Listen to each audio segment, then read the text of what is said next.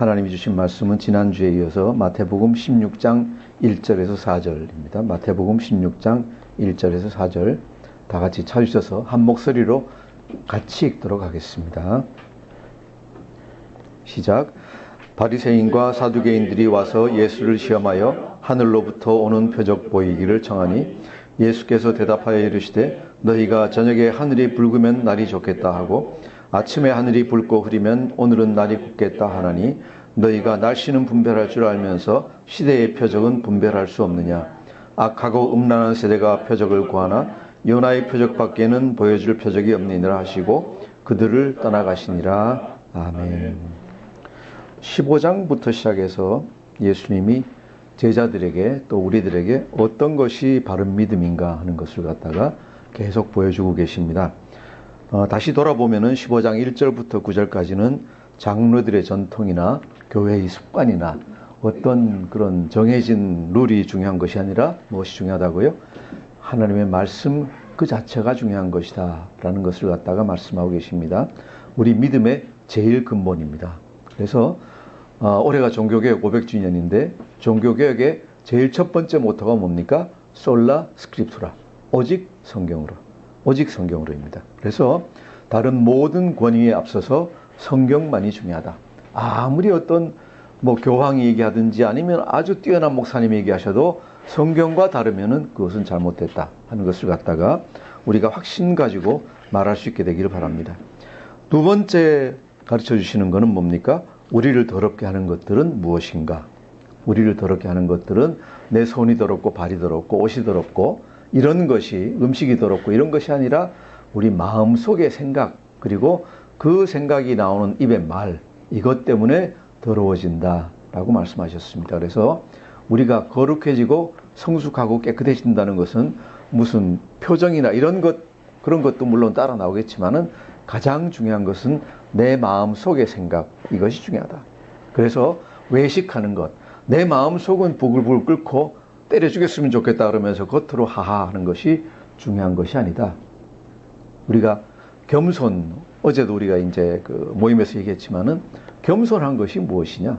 교만하지 않은 것이 어떤 것이냐를 볼 때 겉으로 교만하지 않고 겉으로 보기에는 사람들이 보기에 참 저분 온유하다 그리고 겸손하다라고 아무리 보일지라도 마음속에 교만이 가득하면은 하나님이 싫어하시는 것이고 패망의 선봉이다 하는 것을 봤습니다. 세 번째로 우리가 본 것은 두로와 시돈 지방의 여인, 가나안 여인. 그 여인의 정말 변하지 않는 믿음입니다. 무엇입니까? 아무리 나를 선대하지 않고 예수님이 하나님이 나를 박대하시는 것 같더라도 우리는 그분만이 구원자이고 그분밖에는 다른 길이 없기 때문에 우리는 그분을 계속 따를 수밖에 없다. 그렇게 해야 된다 하는 것이고 그 다음 29절에서 38절까지는 뭘 배웠습니까? 예수님이 그 많은 은혜를 갖다가 베푸시는 걸 보면서 그죠? 은혜 받는 것이 이제는 습관이 돼서 웬만한 은혜 받아가지고는 별로 감동 안 하는 이런 것을 경계하고 계십니다. 그래서 우리는 항상 돌아볼 게 뭘 돌아봐야 됩니까? 내가 내 서 있는 이 자리가 어디서부터 왔느냐? 내가 교회에 앉아있고 하나님 말씀 듣고 성경 읽고 있는 이 자체가 은혜이고 축복이다 하는 것을 갖다가 기억하고 하나님을 원망하고 잊어버리는 일이 없도록 즉 뭡니까? 초심을 잊지 말고 첫사랑을 잊지 말고 항상 그 마음속에 간직하라 하는 말씀을 가지고 계십니다.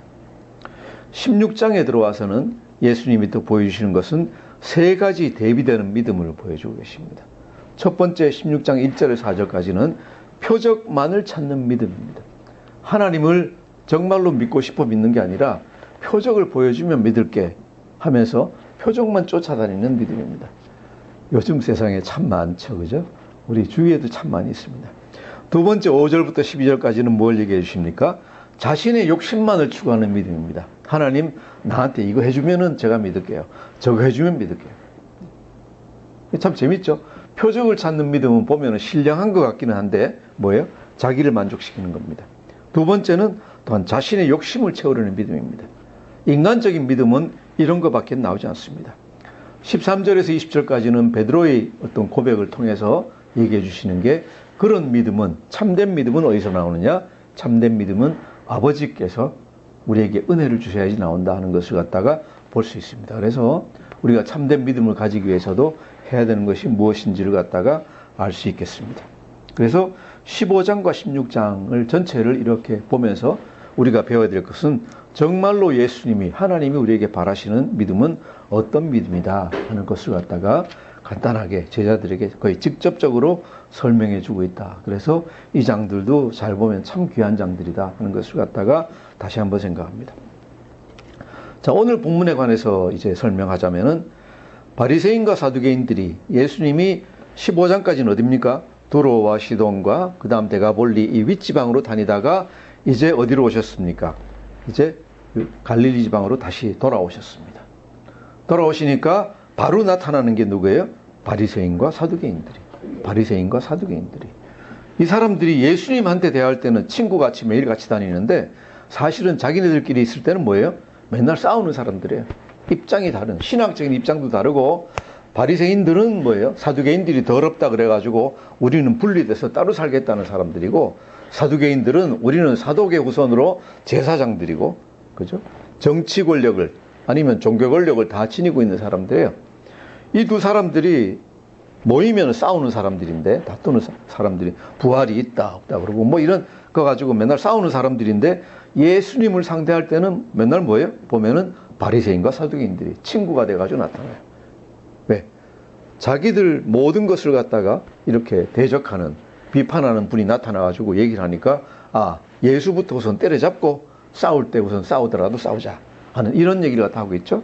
정치인들도 보면 이런 게 이제 많이 보입니다. 이 두 사람들이, 이 두 부류가 기다렸는지, 예수님 오시길 기다렸는지, 아니면은 뭐 나타났는지 모르지만은, 여하튼 바로 예수님이 갈릴리에 돌아오시자마자 이제 딱 대놓고 얘기를 하기 시작합니다. 하면서 뭐라 그럽니까? 예수를 시험하여 얘기하는데 하늘로부터 오는 표적을 보이라. 하늘로부터 오는 표적을 보이라 그랬어요. 무슨 말일까요? 자, 바로 전에 나오는 얘기가 뭡니까? 예수님이 떡 7개와 물고기 몇 마리를 가지고 4,000명, 남자만 4,000명을 먹인 기적을 행하셨습니다. 그 전에 나오는 얘기가 뭐예요? 오병이어의 기적이 나옵니다. 그 전에 나오는 얘기들이 뭡니까? 수많은 사람을 고치고, 그죠? 귀신을 쫓아내고 하는 이 사역들을 갖다가 쭉 이제 설명을 하고 있습니다. 하고 있는데 얘기가 뭐예요? 하늘로부터 오는 표적을 보여라. 무슨 얘기입니까? 그거 다 인정 못하겠어. 다 인정 못했어. 오병이어 아니면 칠병몇어 이런 것 우리는 다 인정 못하겠습니다. 무엇을 가지고 당신이 하나님의 아들, 하나님이 보내신 자 메시아라는 것을 갖다가 증명할 수 있느냐? 무엇을 보여줘야지 우리가 믿겠느냐? 그죠? 하늘로부터 오는 기적을 보였어요. 하늘로부터 오는 기적을 보여라. 이게 무슨 얘기입니까? 구약 성경에 보면 하늘로부터 오는 기적들이 있죠. 하늘에서 만나가 떨어지고 메추리가 떨어지고, 엘리야는 뭡니까? 하늘에서 불이 내리게 하고, 이런 기적을 보이라는 얘기예요. 이런 기적을 보이면은 우리가 믿겠다 아니면 인정하겠다 하는 얘기예요. 자, 그런데 이런 기적을 보여주면 정말로 믿을까요? 제가 전에 한번 상당히 영적 은사를 많이 받으신 목사님이 한번 우리 훈련 받으신 적이 있어요. 있는데 그분이 예언의 능력, 병 고치는 능력, 엄청나게 많은 은사가 있었어요. 본인 얘기예요. 본인 얘기인데, 그래서 그럼 지금은 교회가 굉장히 커졌겠네요? 했더니 몇 명 없대요. 왜 그렇습니까? 그렇게 많은 예언을 행하시고 많은 치유를 갖다 했으면은 사람 모여드는 게 당연하지 않습니까? 그랬더니 하시는 말씀이, 그거 할 게 못 됩니다. 왜 그렇습니까?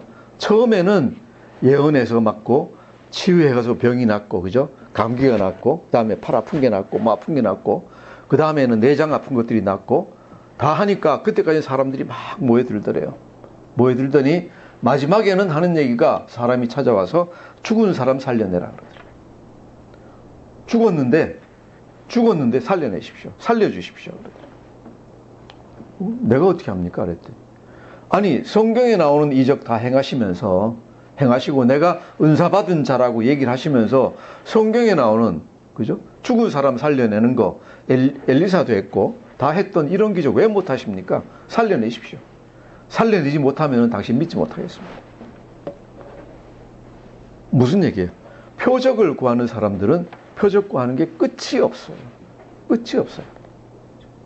그래서 일반적으로 봤을 때 예수님 행하신 그 많은 기적을 봤으면은 당연히 믿어야 되지 않겠어요? 죽었던 애도 살려내고, 병든 사람 고치는 거 말할 것도 없고, 귀신 쫓아내고, 수많은 그 군대 귀신도 쫓아내고, 또 그것뿐입니까? 무리를 걸으시고, 그걸 못 받아 치더라도 오병이어 소문 들었을 거 아니에요? 떡 7개 가지고 4,000명, 10,000명 먹인 거 들었을 거 아니에요?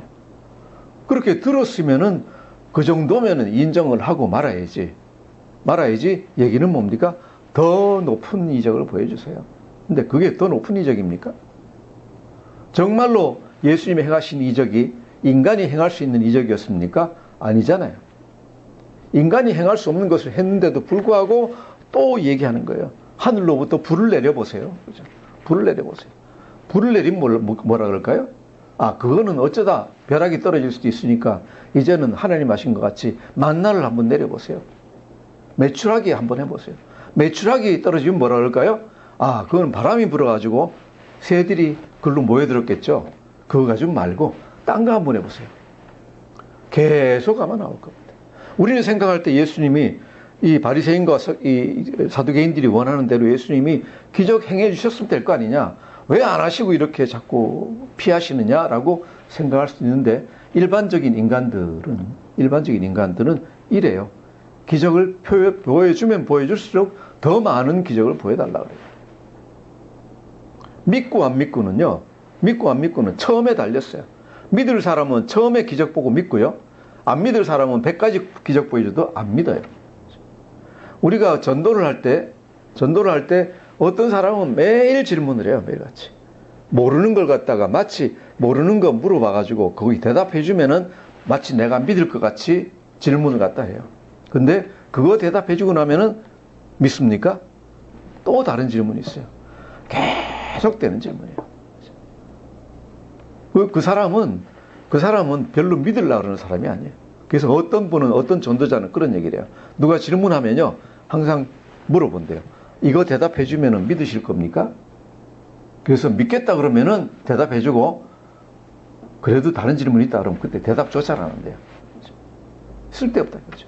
그래서 자기 호기심만 충족시키기 위해서 자꾸 물어보는 사람들 열심히 대답해 주려고 노력할 필요도 사실은 별로 없다. 정말로 믿고 싶은데, 나는 믿고 싶은데 요거 한 가지만 내 마음에 걸리는가 가르쳐 주십시오. 그런 것은 해결해 줄 수 있다. 근데 예수님이 진짜야? 하나님이 진짜야? 이러고 덤벼들기 시작하면은 애초 근본부터가 잘못됐기 때문에 얘기할 필요가 없다. 예수님도 똑같은 그런 얘기를 하고 있어요. 우리가 2절, 3절 한번 같이 읽어보겠습니다. 2절, 3절 시작. 예수께서 대답하여 이르시되 너희가 저녁에 하늘이 붉으면 날이 좋겠다 하고 아침에 하늘이 붉고 흐리면 오늘은 날이 굳겠다 하나니 너희가 날씨는 분별할 줄 알면서 시대의 표적은 분별할 수 없느냐. 아멘. 시대의 표적. 팔레스틴 지방에서 지금 날씨 2절, 3절 얘기하시는데 그렇대요. 습기는 지중해 쪽에서 불어오잖아요. 지중해 쪽에서 불어오는데 바람이 수증기와 구름을 지중해 그 쪽으로 몰고 가버리면, 내륙에서 바람이 불어서 지중해 쪽으로 몰고 가버리면 그쪽이 날이 이제 붉어진대요. 저녁 노을이 붉어진대요. 그럼 당연히 이스라엘에는, 가나안 지방에는 무슨 바람이 왔습니까? 사막 쪽에서 아주 건조한 바람만 와 있어요. 그러니까 비가 올 리가 없죠. 그래서 저녁에 노을이 붉으면은 그 다음 날은 날이 맑다.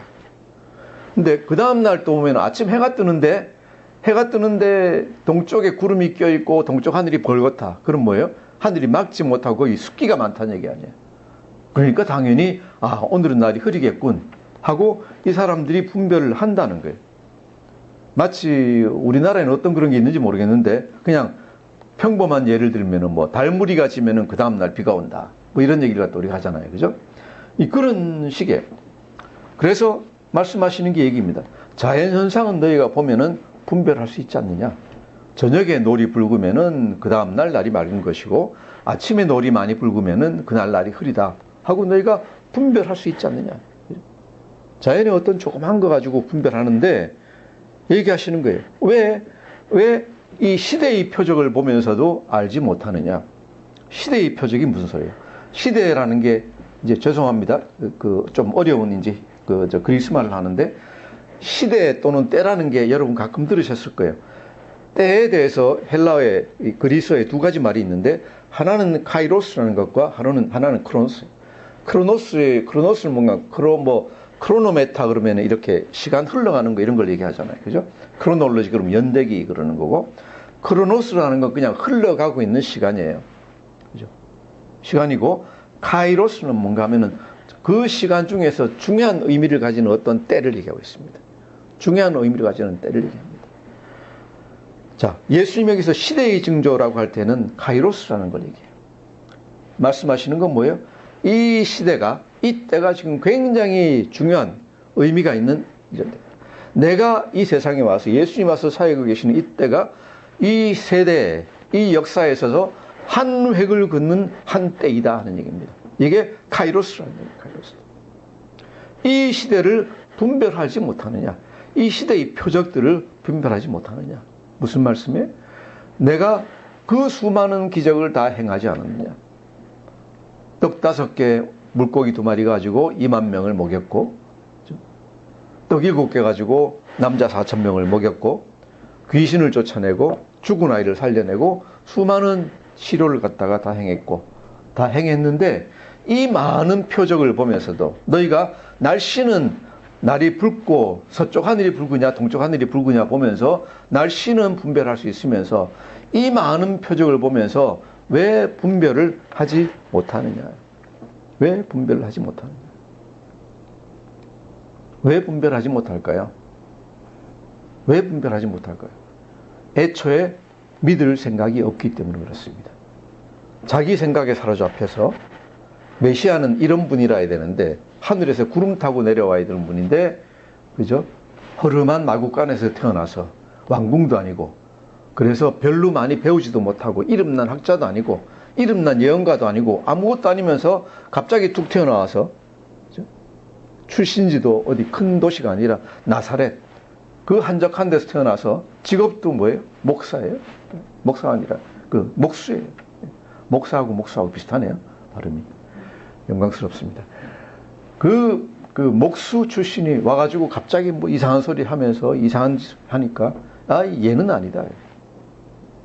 얘는 아니야. 적어도 메시아가 나오시려면은 바리새인이든지 귀족이든지 사두개인이든지 이 정도 안에서 나와야 되지. 우리 무리 안에서 나와야 되지. 어디 그 흙수저도 안 되는 친구가 와가지고 자기가 무슨 메시아라고 폼 잡는다. 이거 인정 못 하겠다는 얘기예요. 애시당초에 인정 못 하겠다. 그래서 예수님 뭐예요? 너희가 그런 날씨도 구분할 줄 아는 친구들인데 이 많은 시대의 표적, 그죠? 누가 보더라도 엄청난 일이 일어나고 있는 이때에 이 표적을 보고 아직까지 믿지 않는다고 하면은 무슨 얘기냐? 그죠? 무슨 얘기냐? 왜 이런 걸 갖다가 분별할 줄은 모르느냐?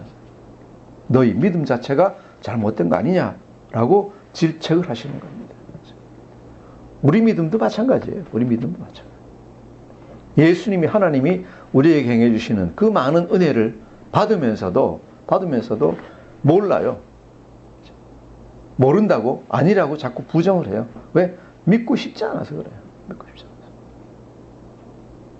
그리고 예수님이 경계하는 말씀을 딱 주십니다. 가장 중요한 말씀 4절 같이 읽겠습니다. 시작. 악하고 음란한 세대가 표적을 구하나 요나의 표적밖에는 보여줄 표적이 없느니라 하시고 그들을 떠나가시니라. 아멘. 악하고 음란한 세대, 바리새인과 서기관 사두개인을 예수님이 뭐라고 그러십니까? 악하고 음란한 세대 그러십니다. 바리새인과 서기관들 뿐만 아니라 그 사람들의 말을 듣고 행하는 모든 그 시대의 사람들을 다 합쳐서 악하고 음란한 세대 그러십니다. 오늘날 이 세대가 이런 말씀 안 듣는 세대가 됐으면 좋겠습니다. 그런데 불행히도 그때만 못지않은 악하고 음란한 세대가 지금 이때가 아닌가 하는 걱정이 됩니다. 이 세대가 표적들을 구합니다. 그렇죠? 오늘날 많은 그리스도인들이 어디로 쏠려갑니까? 표적이 행해지는 곳이 있으면 다 갑니다. 그것도 이 당시에 이분들은 바리새인과 사두개인들은 큰 표적을 얘기했는데 그냥 어디 가서 뭐 점 잘 친단다. 며칠 있으면 무슨 일이 날까 얘기해 준단다. 내가 앞으로 어떻게 된다는 거 얘기해 준단다. 그죠? 아니면 병을 잘 고친단다. 이런 데만 다 쏠려가요. 하나님 말씀에는 아무 관심이 없어요. 이것이 악하고 음란한 세대예요. 하지만은 예수님이 보여주실 표적은 뭐예요? 요나의 표적밖에는 없다. 요나의 표적이 뭡니까? 이미 예수님이 행하신 표적이에요. 요나가 여호와 하나님 명령을 안 듣고 도망가다가 배에서 바다로 던져져 가지고 어떻게 됐습니까? 큰 물고기한테 딱 삼켜졌습니다. 고래인지 그보다 더 큰 물고기인지 모르겠는데 뱃속에 들어가서 사흘 동안 있다가 다시 고래가 아니면 큰 물고기가 요나를 갖다 다시 육지로 토해냈습니다. 즉 뭐예요? 유대인들 관점으로 보면 사흘 동안 죽었다가 다시 살아난 거예요. 우리가 이 얘기 들으면 금방 알 수 있죠? 예수님이 말씀하신 요나의 표적이 무엇인가? 십자가에서 죽임을 당하셨다가 장사되시고 사흘 만에 부활하신 일을 갖다가 얘기하고 있습니다. 오늘이 마침 사순절 첫 주일입니다. 사순절 첫 주일인데 앞으로 20일 정도 있으면 4월 16일이 부활절, 20일, 41일이네요. 예. 4월 16일이 부활절입니다. 부활절이 무슨 날입니까? 예수님이 죽으셨다가, 그죠? 죽어서 묻히셨다가 사흘 만에 다시 살아나신 날입니다. 그리고 지상에 계시다가 하늘로 올려갔다는 날입니다. 그래서 이 부활이 예수님 십자가에 죽으신가 부활이 우리 믿음에 얼마나 큰 역할을 하고 있는 것인지 얼마나 결정적인 것인지를 예수님이 여기서 하고 계십니다. 예수님이 보여주실 가장 큰 표적은 뭐냐? 오병이의 기적도 아니고 칠병 몇의 기적도 아니고 그죠? 죽은 아이를 살리신 기적도 아니고 병 낫게 한 것도 아니고 가장 큰 기적은 죽었다가 다시 살아나셔서 하늘로 올라가신 겁니다. 왜 그렇습니까? 왜 그렇습니까? 우리가 믿는 하나님이 참 하나님인지 어떻게 아십니까? 뭘로 증명하십니까? 증명하라 그럴 때 뭘 얘기하십니까? 불신자들이 아니면 주위에 있는 의심하는 사람들이 우리한테 물어보잖아요. 당신 믿는 하나님이 진짜 계신지 안 계신지 참 하나님인지 아닌지 어떻게 알아? 얘기해봐. 증명해봐. 증명할 수 있어? 증명할 수 있습니까? 없어요. 하나님은 영이시고 우리한테 보이지 않는 분이에요. 하나님 보는 관점에서 우린 다 맹인이에요. 눈 감아서 못 봐요. 그 정도 영적인 눈이 없어요. 맹인인데 그럼 어떻게 증명합니까? 다른 사람 질문에 대답하는 게 중요한 게 아니라 나 자신에게 얘기를 할 필요가 있어요. 조 목사 하나님 믿는다고 하면서 하나님 일한다고 하면서 일생을 다 바쳐가지고 지금 하고 있는데 그게 진짜 가치 있는 거야? 아니면 나중 가서 완전히 헛일한 거야? 그죠? 왜 헛일이 됩니까? 하나님이 내가 지금 얘기하는 믿는 하나님이 정말 계시지 않는다면은 완전히 이건 헛소리도 그런 헛소리가 아니죠. 그죠? 완전히 뭐 이상한 짓 하고. 그죠? 자, 그러면은 어떻게 하면은 우리 믿는 하나님이 참 하나님이라는 것을 참으로 계신다는 것을 갖다가 알고 증명할 수 있습니까? 그것은 예수님을 통해서 증명할 수밖에 없습니다. 왜? 예수님이 하나님이 육신을 입고 오신 분이기 때문에 예수님을 보고 믿습니다. 그런데 예수님이 그냥 인간인지 아니면 하나님인지 어떻게 알 수 있습니까? 성경에 여러 가지 증거들이 나와 있는데 얘기들도 있고 증거들도 있습니다. 자, 동정녀 탄생. 동정녀 탄생. 성경에 한 군데 있긴 한데 정말일까요? 이거 가지고 증명 못합니다. 누가 진짜야? 그러면은 진짜라고 어떤 증거를 댈 수가 없습니다. 그럼 뭘로 증거를 댈 수 있습니까? 유일한 것이 뭐예요? 십자가에 죽으신가 부활이에요. 십자가에 죽으신가 부활 그리고 하늘로 올려가신 거예요. 이것만이 우리 믿음의 가장 확실한 증거예요. 그럼 누가 이걸 증거했습니까? 가장 확실한 증거, 성경에 여러 군데 있긴 하지만은 가장 확실한 증거는 사도 바울이 고린도 전서에서 얘기한 얘기가 가장 우리에게 확실한 증거를 얘기해 줍니다. 우리 고린도전서 15장 1절 한번 펼쳐보시겠습니다. 고린도전서 15장 1절 281페이지인가요? 281페이지 1절에서 6절까지를 우리 천천히 다 같이 한번 읽어보겠습니다. 시작. 형제들아, 내가 너희에게 전한 복음을 너희에게 알게 하노니 이는 너희가 받은 것이요 또 그 가운데 선 것이라. 너희가 만일 내가 전한 그 말을 굳게 지키고 헛되이 믿지 아니하였으면 그로 말미암아 구원을 받으리라. 내가 받은 것을 먼저 너희에게 전하였노니 이는 성경대로 그리스도께서 우리 죄를 위하여 죽으시고 장사 지낸 바 되었다가 성경대로 사흘 만에 다시 살아나사 게바에게 보이시고 후에 12 제자에게와 그 후에 500여 형제에게 일시에 보이셨나니 그 중에 지금까지 대다수는 살아있고 어떤 사람은 잠들었으며. 아멘. 세번역으로 보면 훨씬 더 명백한데, 사도 바울이 제자들에게 아니면 성도들에게 복음을 전했습니다. 복음의 가장 핵심이 뭡니까? 복음의 핵심이 뭡니까? 그 복음을 2절에 얘기한 대로 여러분에게 전해준 믿음을 헛되이 믿지 않고 굳게 잡고 있으면은, 거기에 굳게 잡고 있으면은 그 복음을 통해서 여러분도 구원을 얻을 것이라 그랬어요. 그 복음을 통해서 여러분도 구원을 얻을 것이라. 그리고 그것은 사도 바울도 진짜로 겪은 게 아니라, 스스로 겪은 게 아니라 전해받은 것들이 많습니다. 이게 3절 얘기예요. 그래서 그 내용이 뭡니까? 그리스도께서 성경대로 우리 죄를 위하여 죽으셨다는 것과, 그죠? 사도 바울이 전하는 복음의 가장 핵심이 이거예요. 그리스도께서 성경대로 우리를 위해서 죽으셨다가 4절 무덤에 묻히셨다는 것과, 그죠? 성경대로 사흘 만에 살아나셨다는 것과, 이 사실을 5절과 6절 게바 베드로에게 보여주시고 나타나셨고 살아나셔서 다음에 12 제자에게 나타나셨고, 그 다음 그리스도께서 한 번에, 어떤 때 한 번에 500명이 넘는 형제 자매들에게 나타나셨다. 그래서 증인이 몇 명이에요? 500명 이상이다. 500명 이상 되는 증인들이 있는데 그 가운데 더러는 세상을 떠났지만 대다수는 지금도 살아있다. 본 사람이 아직까지 많이 살아있다예요. 본 사람이 사도만이 아니라 500명 이상이 한꺼번에 봤는데, 이 사도 바울이 고린도전서를 쓰는 때가 몇 년인가 하면은 AD 56년 또는 AD 57년이에요. 그죠? 기원 후 56년, 57년이에요. 예수님이 십자가에서 죽으신 때가 언제입니까? 대강 AD 30년에서 33년 사이를 얘기해요. 그럼 몇 년 지났어요?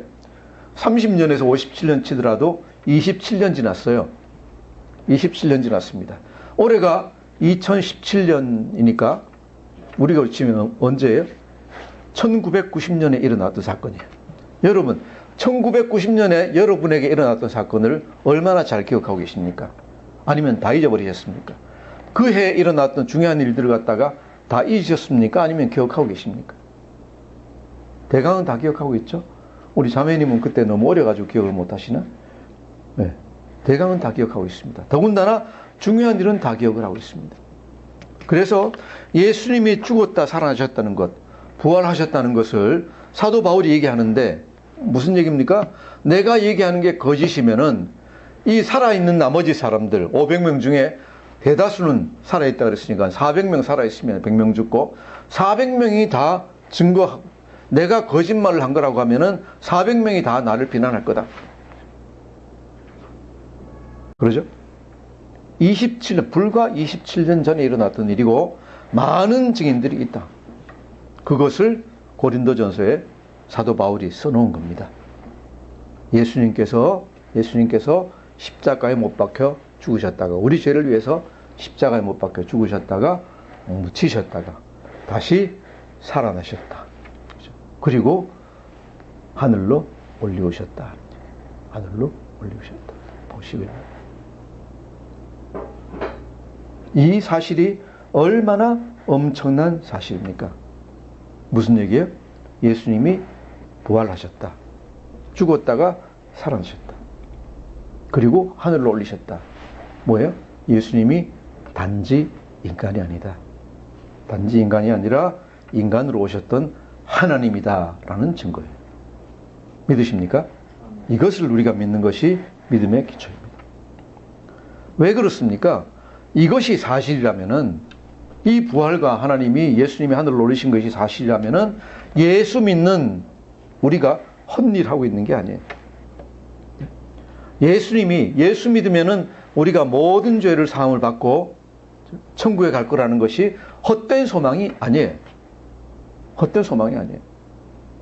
그래서 모든 믿는 사람들의 의지가 되는 최후의 보루는 뭐예요? 십자가예요. 십자가와 부활이에요. 그래서 십자가와 부활은 믿는 사람들에게 주시는 은혜의 절정이에요. 그 이상 가는 게 없어요. 무슨 병을 낫고 뭐 돈을 벌게 해주고 주입이 뭐 다 소용없어요. 가장 중요한 게 뭐예요? 십자가와 부활이다. 그래서 큰 목사님들이 얘기하는 게 뭐예요? 십자가 믿음이에요. 십자가. 가장 중요해요. 내 믿음이 무너질 때, 예수님이 안 보이고 하나님이 안 보이고 말씀도 안 믿겨지고 다 안 믿겨질 때 마지막 우리가 붙잡아야 되는 게 뭐예요? 십자가예요. 우리가 나중에 육신이 후패해서 인간으로 태어났으니까 육신이 후패해서 언젠가는 임종의 자리에, 죽음의 자리에 누울 거예요. 그때 무엇을 가지고 내가 확신을 가질 거예요? 단 한 가지밖에 없어요. 십자가와 부활이에요. 예수님 하늘로 오르셨다니까. 그렇기 때문에 그 예수님을 믿은 우리 믿음이 헛되지 않다는 것을 우리가 확신할 수 있는 거예요. 십자가와 부활이 이만큼 중요하다. 우리 일생에 믿음에 있어서 더 이상 중요한 것이 없다. 라고까지 우리가 얘기할 수 있습니다. 그래서 우리가 받은 예수님이 표적의 절정이고 은혜의 절정, 사랑의 절정이 십자가와 부활이에요. 우리가 이것을 붙들고 나갈 수 있는 거예요. 자, 그런데 다른 한편으로는 뭐예요? 부활이 사실이라면은 이는 또한 동시에 바리새인과 또 사두개인들, 또 당시의 모든 불신자들에게, 또 오늘날에 예수 믿지 않는 모든 사람들에게는 뭐예요? 심판과 파멸의 표적이에요. 이거는 심판과 파멸의 표적이에요. 왜? 예수님이 정말로 하나님이시라면은, 부활이 사실이었다면은 예수님이 하셨던 말씀이 다 사실이고, 그 중에는 뭐가 있어요? 믿지 않는 자에게는 심판이 있으리라 그랬잖아요. 우리의 천국 소망도 확실한 것이지만은 믿지 않으면은 지옥 간다는 말씀도 확실한 거예요. 그래서 믿는 사람들에게는 엄청난 은혜고 믿지 않는 사람들에게는 정말로 큰 경계가 되어가는 거예요. 믿지 않는 사람들에게는 어떻게 할까요? 예수님이 끝까지 은혜로 하시겠지만은 하다 안 되면은 4절 마지막에 뭐라 그러셨습니까? 그들을 떠나가시니라. 그들을 떠나가시니라 그랬어요. 아까 얘기한 대로 오늘날 주위를 둘러보면은 믿지 않는 분들도 많고, 그죠? 예수님을 믿고 십자가를 믿는 게 아니라 표적을 찾아서 믿는 사람들이 굉장히 많이 있습니다. 그죠? 굉장히 많이 있습니다. 이런 표적 해주면은, 저런 기적 행해 주시면은. 그런데 가장 중요한 건 뭐예요? 기적과 표적이 중요한 게 아니라 십자가가 중요하고, 예수님이 참 하나님이시라면은 우리가 가장 두려워해야 되는 것은 뭐예요? 예수님이 떠나가시는 거예요. 우리 삶에서 예수님이 떠나가 버리시면은 우리는 정말로 다 소용없어요. 부자 되는 게 무슨 소용이 있습니까? 그죠? 건강한 게 무슨 소용이 있습니까? 출세가 무슨 소용이 있습니까? 다 소용없어요. 예? 이런 것들은 다 정말로 바람 훅 불면 다 날아가는 것들이에요. 겨 같은 것들이, 쌀겨, 부리겨 같은 것들이 바람 불면 다 날아가 버리잖아요. 그죠? 요새는 뭐 다운 옷 많이 입으니까 다운 밖으로 빗어나오면 다 날아가 버립니다. 해가 뜨면은 다 쓰러져 버리는 아침 이슬과 전혀 다를 바가 없습니다. 구약 성경에도 보면은 이스라엘 사람들이 금송아지 이제 예배하고 난 다음에 하나님한테 막 야단 맞고 용서받고 그러고 나니까 여호와 하나님이 뭐라 그러세요? 너희들 다 가라. 내가 미리 사자를 보내가지고 다 적군 물리쳐주고 적과 꿀이 흐르는 가나안 땅으로 너희를 다 보내줄 테니까 가라. 대신 뭐예요? 나는 안 간다. 나는 너희들하고 안 간다. 너희들 같이 패역한 자들하고 같이 갔다가는 내가 화가 나가지고 너희를 한꺼번에 다 죽여버릴지도 모르겠다. 난 안 간다. 너희만 가라. 그랬더니 우리 생각엔 그렇잖아요. 아니 뭐 그렇게 화내시는 하나님 안 계시고 우리끼리 가서 잘 먹고 잘 살면 좋지 않겠냐 그러는데 이스라엘 사람들이 뭐라 그래요? 하나님 안 계시면 우리도 안 갑니다. 하나님이 계셔야지 어떡합니까? 왜? 그때까지 뭘 겪었습니까? 뭘 알게 됐습니까? 이스라엘 사람들이 마침내 돈과 명예와 출세와 이 모든 것들이 근본이 어디예요? 하나님이에요. 하나님. 그리고 모든 것보다 중요한 게 뭐예요?